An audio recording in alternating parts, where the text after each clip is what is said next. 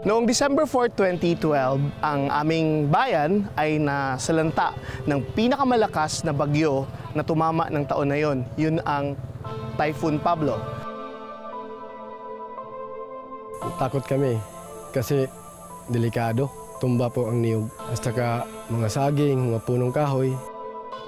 Simulat sa pagkabata ko dito, hindi pa ako naka-experience ng ganung kalakas ng bagyo. Lahat ng meron kami dito, sinira ng Typhoon Pablo.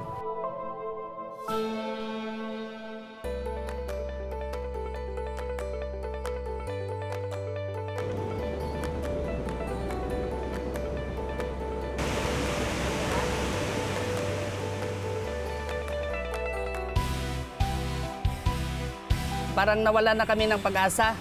Pero sa awa ng ating Panginoon, nakaahon din at saka lumakas ang aming loob na maghanap buhay. In fact, some of those families na walang tahanan before Pablo, nakita nila na para bang blessing in disguise. Kasi ngayon, meron na silang tahanan.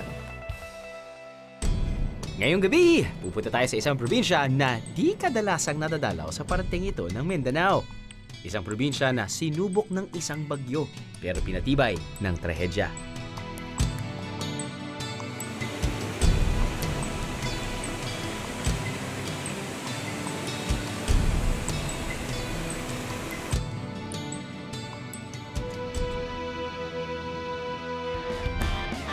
Ano? Sama ka sa biyahe ko? Madayaw na pag-abot sang Katiil.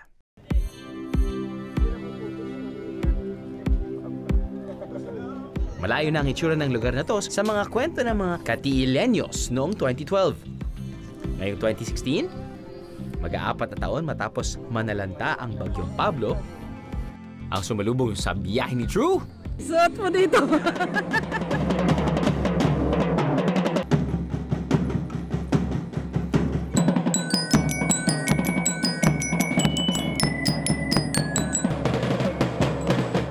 Taong punong-puno ng pag-asa. Walang bahid ng sakuna. Sila ang tribong Mandaya. Sayaw ito ng pagbati mula sa sinaunang tribo ng Mandaya, mga unang taong nanirahan sa Davao Oriental.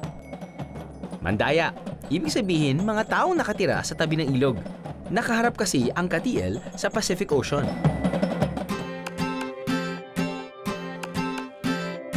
Isang naging alaala ng unos na dumaan sa bayan ng Katiil ang monumento na to. 2 years old pa lang yan, mga bihero. Mga bihero, ito yung nakikita nyo ay ang Typhoon Pablo Memorial Shrine made by the great Kublai, who's actually from Davao. And as you can see, makikita nyo isang pamilya. Isang pamilya, yung tatay trying to hold a tree para hindi bumagsak dun sa nanay at dalawang anak. Apparently, this was a real image or setting na nangyari noong 2012 nung dumating yung Typhoon Pablo. Ginawa nila itong shrine na to dahil para lang maalala ng mga tao dito na talagang dumaan sila sa paghihirap. At mula sa paghihirap, there's no direction but up.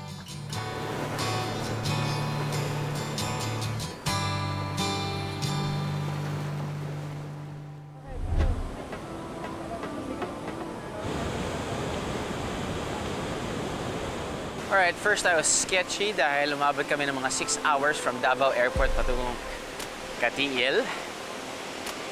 First location namin to actually. Parang unti-unti ako na-impress. Aliwagwag Falls, ladies and gentlemen. Laki, no? Meron pa lang ito sa Pilipinas? Karakit tayo. Presenting ang sinasabing longest cascading waterfalls in the Philippines. Ito ang Aliwagwag Falls. May taas itong 1,110 feet above sea level. Mula pa lang sa kalsada, kitang-kita at dinig na ang falls na to.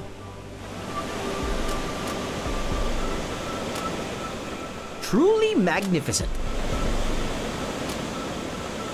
Tinatawag nga nila itong Stairway to Heaven dahil sa 136 na magkakasunod na waterfalls mula tuktok ng bundok pababa.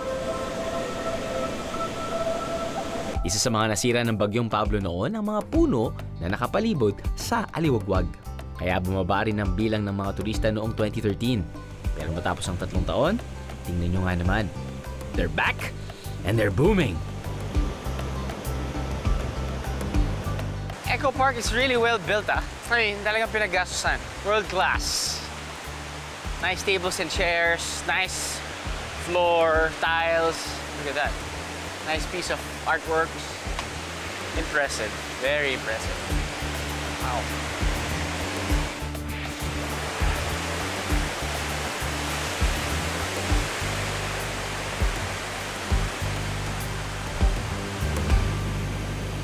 Ayon sa local tourism office, umaabot na ngayon sa 7,000 a week ang bilang ng mga turistang dumarayo sa Aliwagwag. There is no way but up, ika nga. Sa ganda ng falls, para bang gusto mong tumalon at magtampisaw sa tubig dito. Kaya dahil sa lakas ng agos ng tubig mula sa tuktok ng Mount Aliwagwag, ipinagbabawal ang paglangoy at pagtalon sa mataas na parte ng falls. Pero don't worry, dahil may malapool area sila sa bandang paanan ng falls. Kaya ako, sugod na sa tubig para magtampisaw.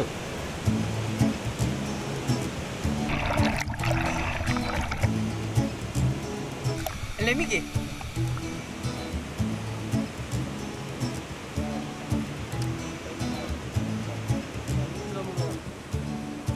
Pero sa lamig ng tubig, parang may mga magandang gawin dito ah. Instagram perfect ang spot na to ng Aliwagwag.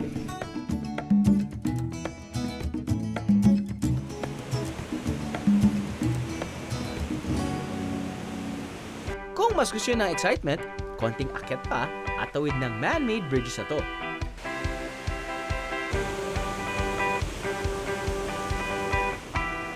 Mararating nyo na ang tinatawag nilang Monkey Bridge.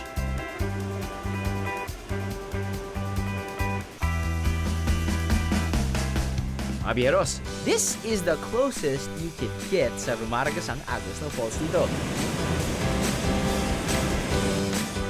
Make sure you have your trekking shoes or sandals dahil may kahirapan ang lumakad sa tulay na to.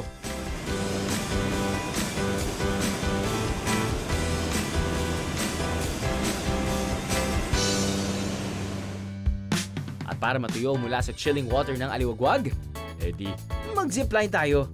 Siyempre, panalo ang view ng Aliwagwag River na siyang nagmumula sa napakagandang falls na to.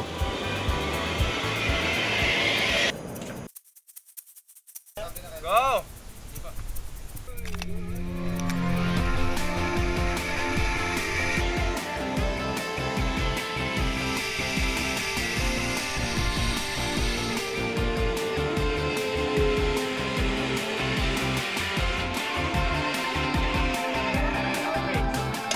Ayos! Sabi nga naming producer, 11 years ago, nung siya ng beer. Smooth! Susunod, isang one-of-a-kind seafood sampling, Davao Oriental style. At isang off-the-beaten track na pasyalan ng ating dadayuhin. Ano? Sama ka sa biyahe ko? Ano? Sama ka sa biyahe ko?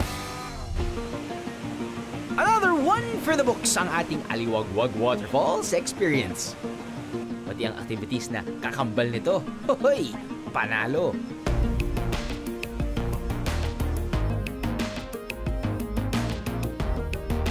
At dahil medyo ginagabi na, kasabay ang aking pagbalik sa town proper ng Katil, ang pagluluto ng aming hapunan, ang kanilang local lobster na Banagan. Kung sa atin sa Maynila, libo-libo ang presyo ng lobster, dito 600 to 750 pesos lang, depende sa laki. Eh ang lasa kaya nagkakalayo. Para ihanda ang lobster, ginisa ang bawang at sibuyas, siling haba, at saka inilagay ang Banagan.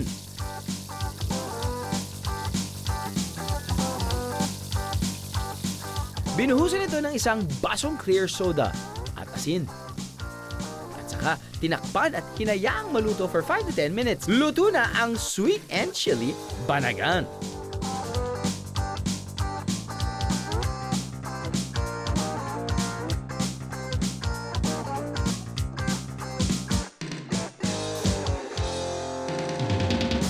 Alam niyo na, pag si Mong, baboy hanap. lechon. Okay? Etong kulot, depende yan. Kapag fresh, walang problema. Fresh, yung lobster. Actually, ibang klase yung lobster na ina-offer nila dito, no? Ito ay tawag nilang banagan. Banagan. Anyway, tirahin natin.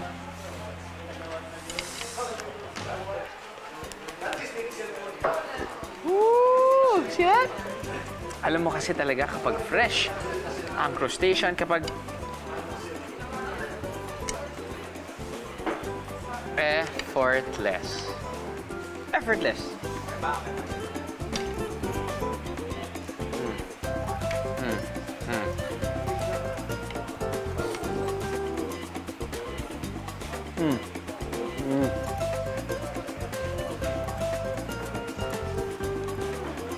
Kahit ibahin mo pa yung pangalan ng lobster, kahit ibang kamag-anak ng lobster, pinsan, kapatid, alam niyo naman kasi kapag ganyan yung itsura, ganun pa rin yung texture.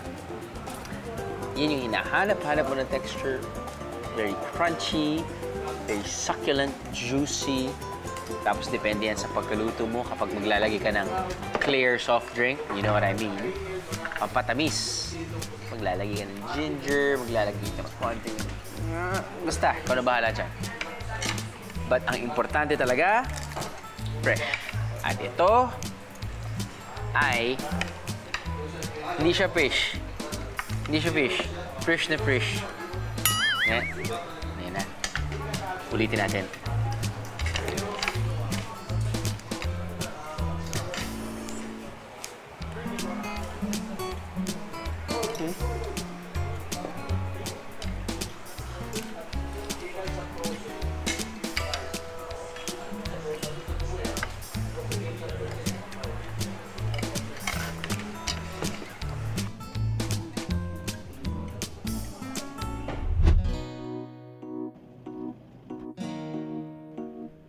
Madayaw na temprano, Katil!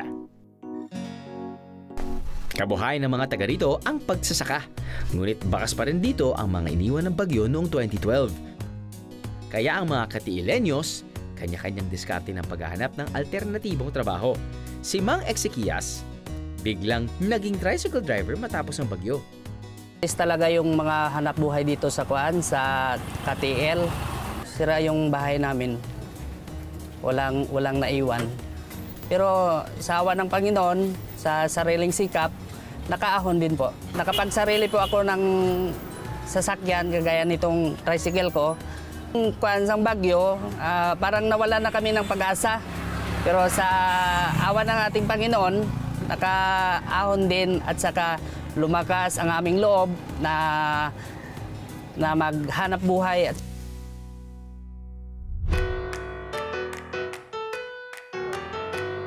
Isa lang si Mang Ezequias sa libo-libong nabigyan ng pabahay mula sa iba't ibang mga tumulong sa Katil noong 2012.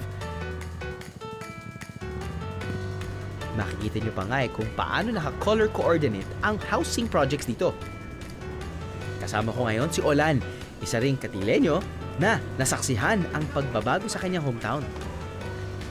Kung makikita nyo yung mga bahay dito, lahat ito bago. Pabahay ito. At halo-halo dito. Yung iba, bigay na...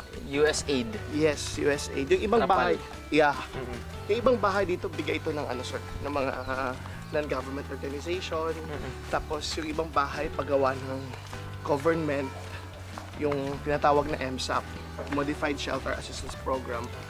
Para sa iba, lalo na yung mga pamilya before na walang mga bahay, parang... Siyempre, panalo yun. Oo, kasi parang nangyari, nagkaroon sila ng bagong tahanan, bagong bahay. Yung iba nga, tinitingnan nila na yung Typhoon Pablo parang beautiful disaster. Dadalhin ako ni Olan sa isa pang sikat na falls dito, sa Mahanob Falls. 5 to 10 minute walk lang daw ito mula sa bukid. So, go na ako kahit na medyo maputik. Gaya ng ibang falls na off the beaten path, libre ang pagpunta dito. Maganda lang na may kasama kayong guide, or in my case, local.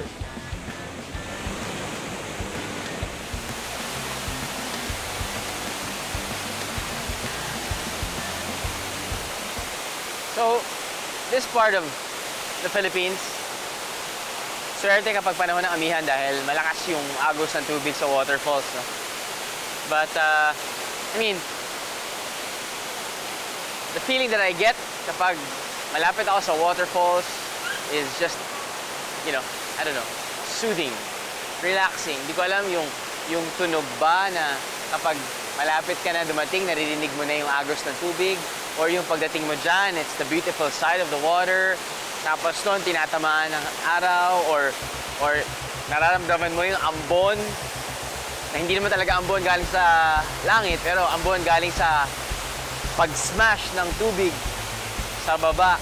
No? I mean, these are the factors na talagang experiencing any type of waterfall. Huwag lang yung gripo, ah. Any type of nice waterfalls, it's just, hindi mo makakalimutan. It's gonna be there in your memory bank. Beautiful. There, I said it. Napakaganda naman talaga ng Mahanob. 2 for 2 na tayo sa nagagandang falls ng Katiil, ha?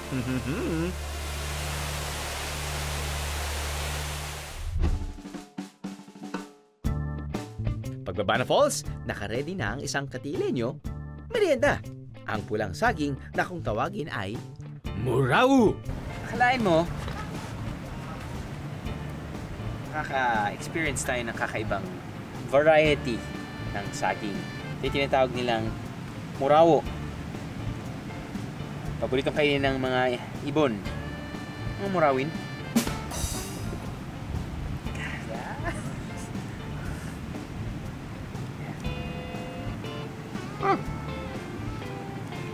Hindi ko alam kung ganyan talaga yung itsura niya kapag hinog or ganyan yung itsura niya kapag hinog na hinog dahil ang aking nalalasahan ay medyo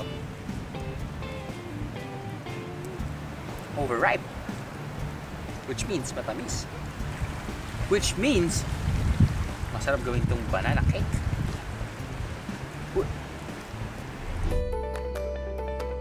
Up ahead, we are going under the sea.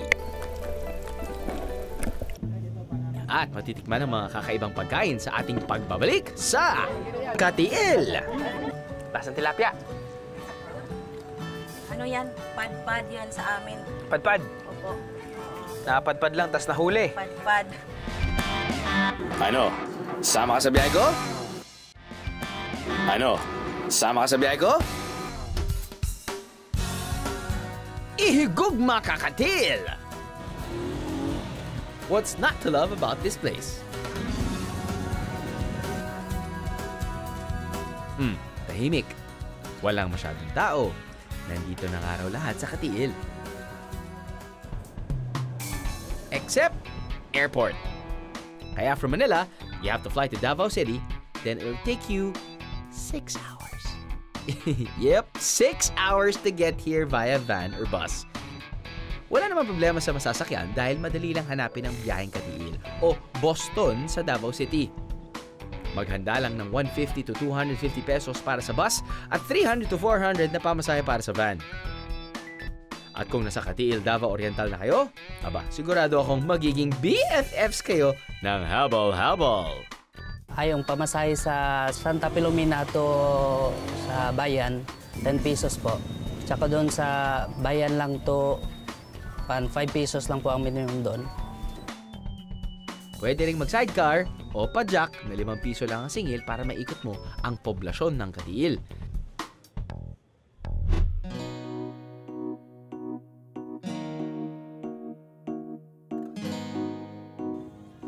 Lahat ng nakikita nyo mga biyahero, dinaanan ng Bagyong Pablo noong 2012. Lahat ng meron kami dito, sinira ng Typhoon Pablo. Ang simbahan, yung mga bahay na yan, maging ang puno na yan. Tsaka yung mga gusali na nasa paligid, lahat yan nawala. Ayon pa kay Olan, tanging ang monumento ni Rizal ang natirang nakatayo nung tumama ang bagyo. Kami sa Katiil, masasabi namin, isa kami sa mga very resilient people on earth. 3 taon makalipas ang dilubyong yun, makita ninyo, bumangon kami at makita ninyong patuloy kaming nakaahon.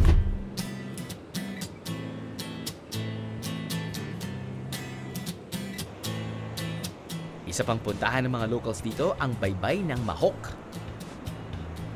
Sikat daw kasi ang lugar na to ng tambayan ng mga kabataan at sikat din sa mga kwentong bayan.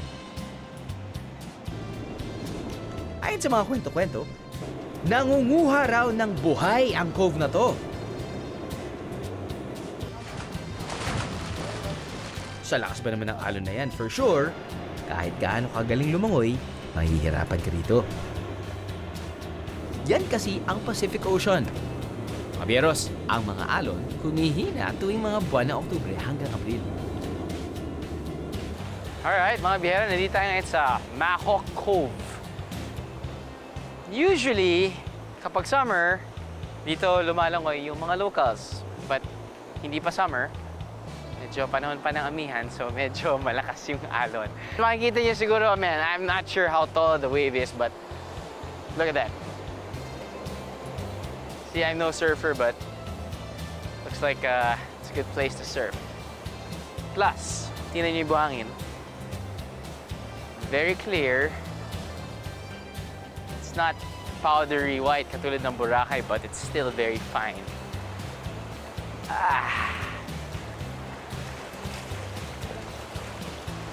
Walang bato.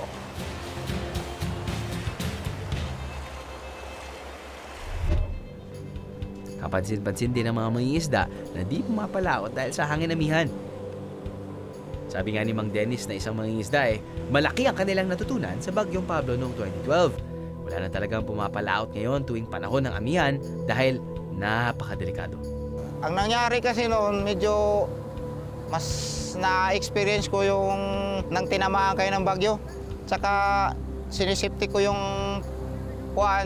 pamilya ko. Ako, nandito ako sa pamamahay ko, nagbabantay kasi hindi namin na-experience yung ganong kalakas ng bagyo. Ang ginawa kasi ng Bagyong Pablo, lahat ng mga panghanap buhay namin, kagaya ng mga nyug, tsaka yung namin sa mga dagat, lahat yan talaga nasisira. Sa awa ng Diyos, wala, safety yung pamilya ko, naibalik ko yung sasakyan ko. Medyo okay ng hanap buhay, tsaka nag-extend din ako ng kaalaman ko. Nandun ako sinubukan ko yung farming, magtanim ng palay.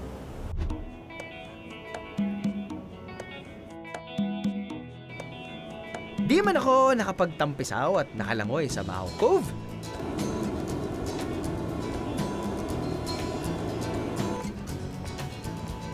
Sa Taclobo Sanctuary, maaari namang mag-snorkeling para makita ang ganda ng marine life ng Katiil.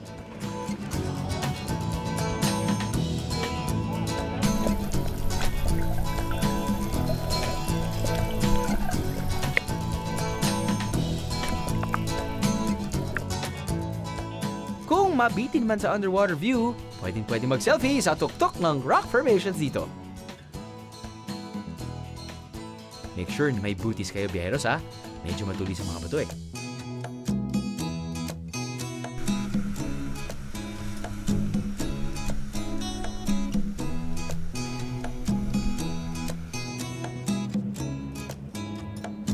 Pilangin eh.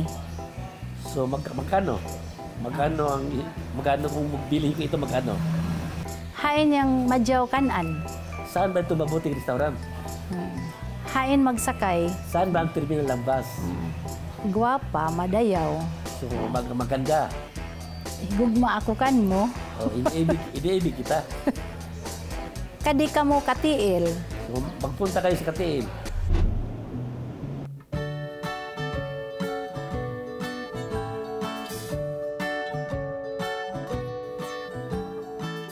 Wala rin problema ang pagkain dito. From fresh crops to fresh seafoods.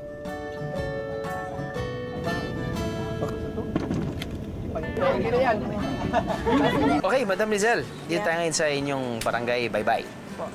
At nabalita namin itong mga pagkain na sa harapan natin, nanggaling lang yan dito. Opo, sir. Dito lang yan. Sige, unahin na muna natin Ito. Karaykay yan. Karaykay. Opo. Karaykay yung tinatawag namin dyan. Parang maliit na alimango. Opo. Paano pa ito niluto? Ano lang, Deep fry. deep fry. Ayun. So, kinakain yung buo? Opo. Pwede. Pwede? Opo. Try mo. Pwede ito? Pwede. Oh.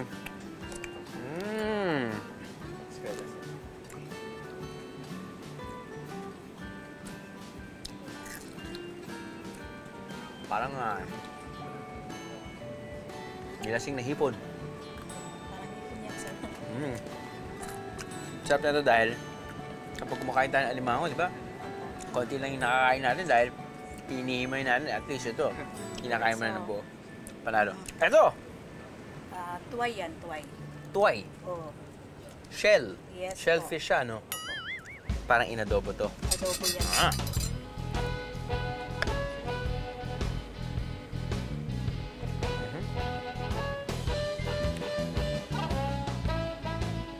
Sarap. Adobo. At saka may anong pa rin. Kinilaw. Kinilaw. Sure, masarap din yung kinilaw, pero iba yung pag naluto na parang adobo. May sarap. May onion, may ginger, pantagal ng lansa. Ang sarap na ito. Kulang na lang kanin. Ito. Bukgay. Okay. Ganito ito pag kinakain. Oo, Kailangan tama. ng taste din. Yun. Kainin mo. Okay. Okay, ito. Kapahawak ito man na. Apo. Ako'y kukuha. Ito. Bukgay. Ito, tinatanggal no? Opo. Ito yung parang niya eh. Parang paa na hindi mo maintindihan eh. Ay.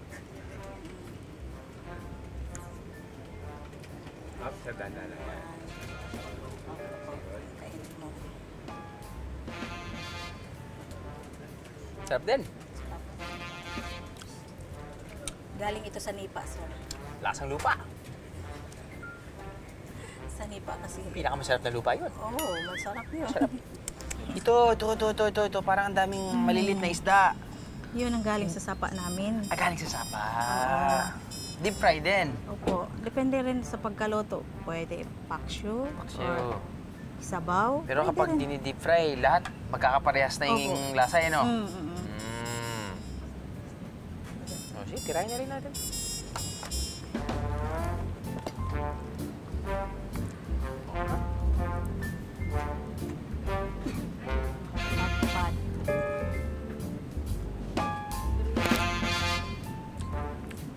Lasang tilapia. Ano yan? Padpad yan sa amin. Padpad. Opo. Oo. Napadpad lang, tas nahuli. Padpad. Padpad na isda. Masarap. Panalo siya. Babaunin ko na to. Banisil. Opo. Ganon din po. Ganon din po. Ano mo yan? Sipin. So sinisip-sip mo lang yung katas. May laman ba? Yung may laman din. Mayroong laman sa loob niya.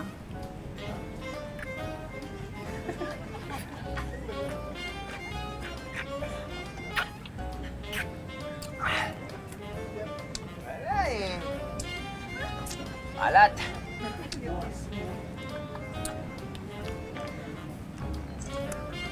Balik na rin natin. Ayun. Oh, yun naman pala. Yan. Lasang mushroom. Lasang mushroom.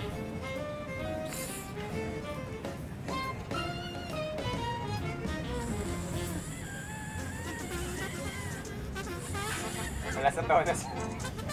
Lasang tawa na to. Buhay pa!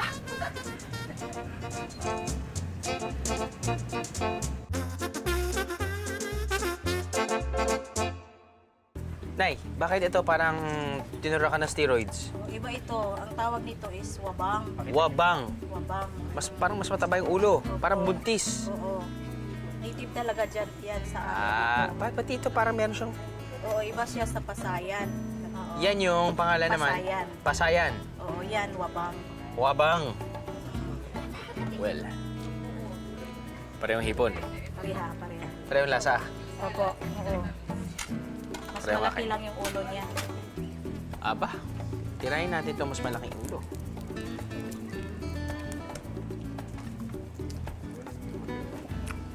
Wapa. Buko. Hindi. Hindi.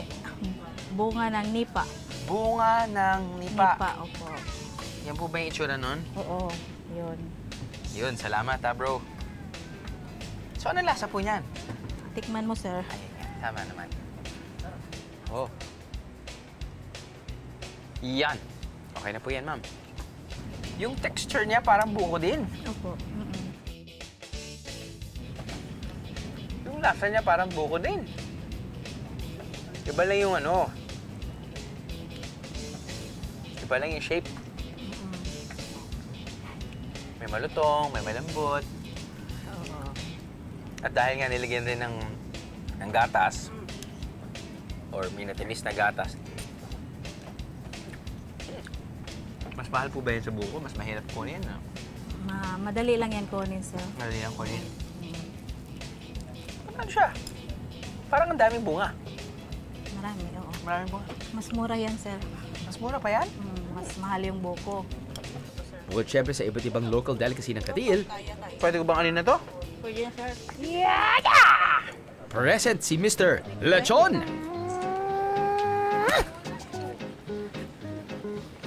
Sahin mo na.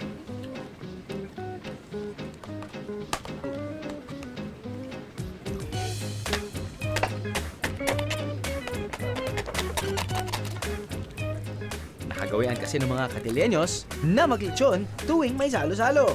Kahit simple lang ang handaan.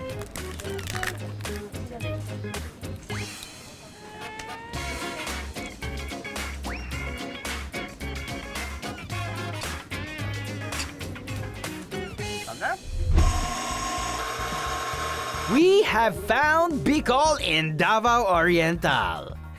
Don't be Yeah. silly, it's just silly. Oh, shall I say chili? Oo, sobrang anghang ito.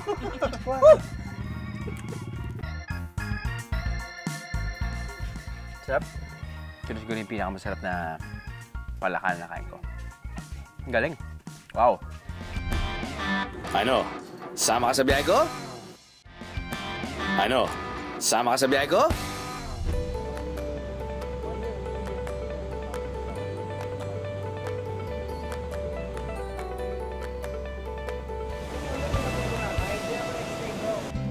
Hindi pa tayo tapos sa biyahe natin sa Katiil, mga bihero. At akalain nyo, meron pa rin silang natatagong falls? Third time's a charm sa Tres Marias Falls! Kung trip nyo rin mag-picnic o mag-overnight dito, uy, pwedeng-pwede.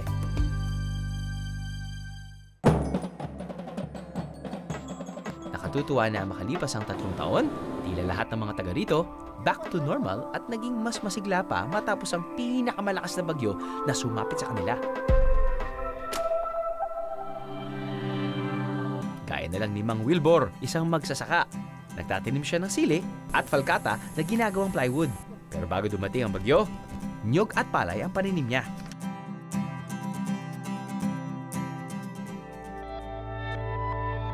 Takot kami kasi delikado. Mayroon namang niyog. Basta ka sin, yung hero, bubong. Yung niyog lang po na tumba po ang niyog. Basta ka mga saging, wasag talaga po ang bahay. Basta ka mga niyog, punong kahoy. Nagtanim kami na po ng sili, basta ka mais, basta ka palay para mayroon kami lang hanap buhay.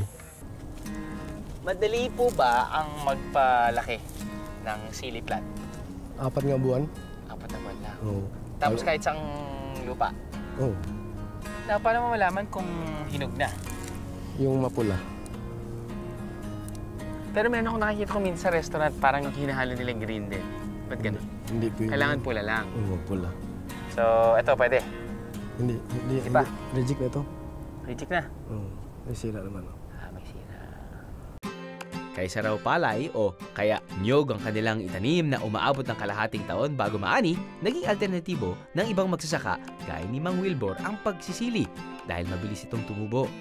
Mula 2012, nagsisili na si Mang Wilbur at dinadala niya ang kanyang mga sili sa gilingan. Pagkapitas ng mga hinog na sili, ibibili ito ng 2 hanggang 3 araw. At saka, hahanguin para gilingin at gawing pulbos.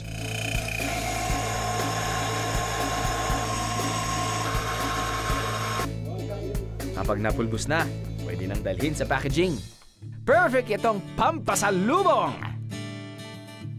Tikman nga natin kung gaano kaanghang tinatawag nilang Hot Pablo o Dumang.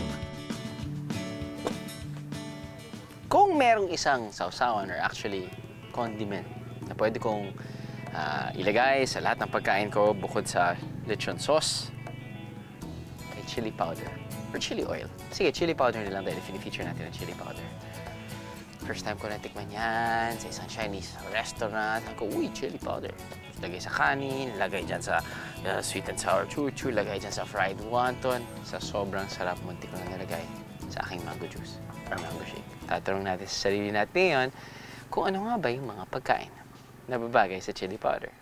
Tama ba yung sinasabi ko na kahit anong kakainin ko na may chili powder, buti na lang, kasama ko ang crew ko.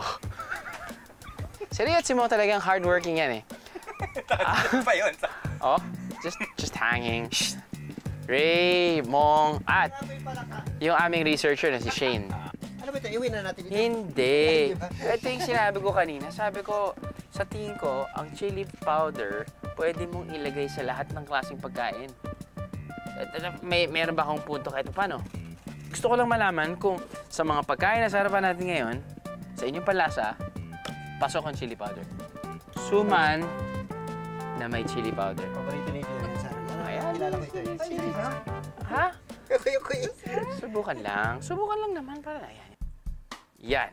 Pwede na yan? Sige pa. Ano ba klasik naman yun? Paano natin mapapatunayan? Ang dami mo sinasabi mo lang, sige pa. Lagyan mo. Oh, sobra naman. Sobra naman. Oh, okay, Mong. Okay. Yan. Lokohan ito. Wala po itong daya, wala pong magic.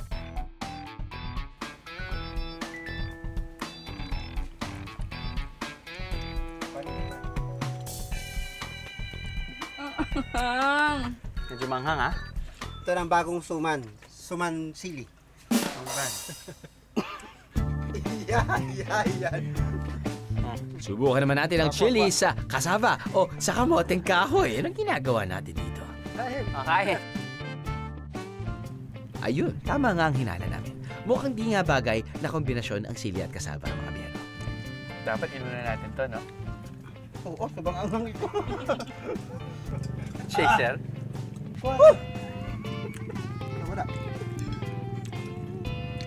Dito pala pwedeng sinasabi. Tayo po inuuso-uso yan. Dito tayo. Lalong ba't makabangang din pa rin ito pa rin yun. Tinagyan niyo ba rin ba ito?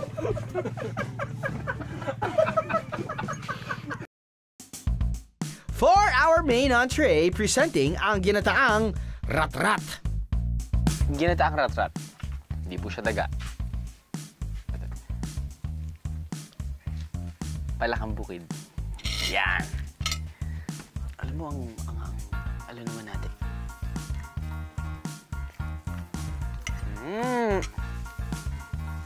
Lasang lechon. Dahil sa tanglad. Masarap siya.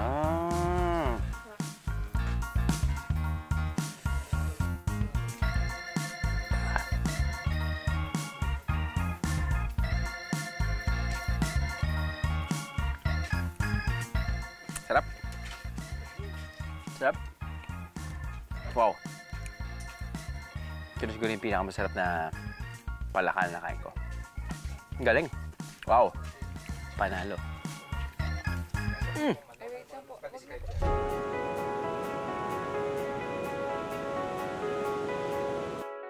Sa aking pagbisita sa probinsya ng Katiil, nakita ko na malaki ang potensyal ng bayan na to na maging isang tourist destination. Nakatutuwang isipin na halos wala na ang bakas ng Bagyong Pablo noong 2012. Sa Katiil ko napatunayan na minsan, a trip is not just about the destination. Hindi lang ang lugar kundi ang mga naninirahan dito ang nagpapaganda ng isang lugar.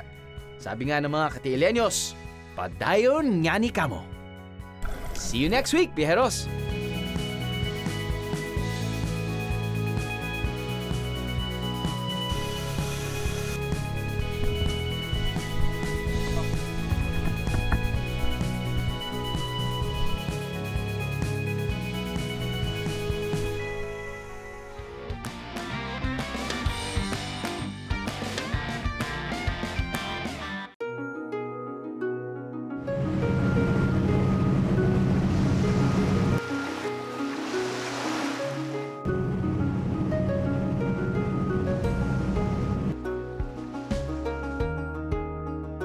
Sinasabi nilang birdhouse.